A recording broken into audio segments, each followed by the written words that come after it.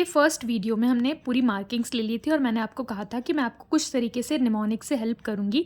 तो पहला निमोनिक हम देखते हैं जो कि है सोमराजी का। अब सोमराजी में हमें विष याद करना है, तो सोमराजी, तो सोम से हम सिम याद कर सकते हैं।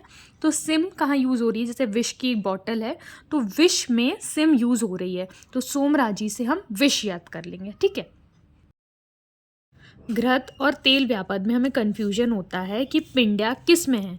तो अब देखिए मैं आपके लिए एक बता दे रही हूँ कि जैसे तेल की बोतल दिख रही है उसमें नीचे देखेंगे आप तो पिन है, तो तेल से याद रख लेंगे हम कि जो तेल है उसमें पिन है, तो पिंडाक, तक्र पिंडाक सिद्ध यवागु होगा तेल व्यापद में। ठीक है। तो फिर घृत में क्या होगा, सिर्फ तक्र सिद्धि यवागु, तो पिंडाक से याद रखेंगे पिन, और पिन आपने देखी तेल के बॉटल के अंदर।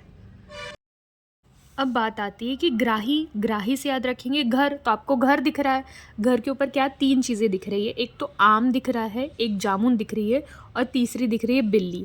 तो आम से हम आम याद रखेंगे, जामुन से जामुन याद रखेंगे कि जामुन की गुठली, आम की गुठली, और बिल्व, बिल्ली से हम याद रखेंगे कि बेल के क्वाथ से सिद्ध यवागु जो होती है हमारी वो ग्राही यवागु होती है।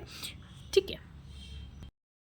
यहाँ पर हम देखते हैं जो सारक या रेचक यवागु होती है उसमें हम क्या चीज़ें यूज़ सकते हैं। ग्राही हमने देख ली, तो ग्राही से पहले वाला जो हमारा सारक यवागु है वो भी देखेंगे। तो यहाँ पे आपको दिख रही है प्लेट।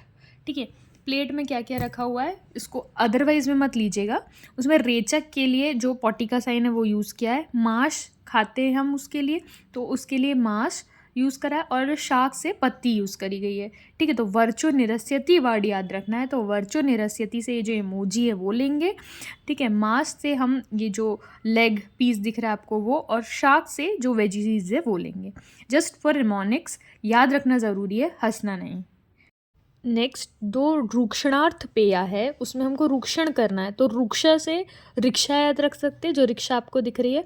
और उसमें कौन कौन सी इंग्रेडिएंट्स हमको याद रखने हैं, तो वो क्या है, कुश का मूल और आमलक। तो कुश से काशी याद रखेंगे क्योंकि ऑटो कहाँ जा रही है, हमारी जो रिक्शा कहाँ जा रही है, काशी जा रही है, तो काशी से कुश का मूल, और उसमें क्या रखे हुए हैं, आमले रखे हुए हैं। तो हम हमारी जो रूक्षणीय पेया है उसको याद करने के लिए कि वो काशी जा रही है तो कुश का मूल, और क्या लेके जा रही है, तो आमला लेके जा रही है, तो आमलक। इस तरीके से हम कुछ चीज़ों को ईजी बनाते हैं। अगर आपको ये सारे एफर्ट्स अच्छे लगे होंगे तो please let me know in your comment box. Thank you so much.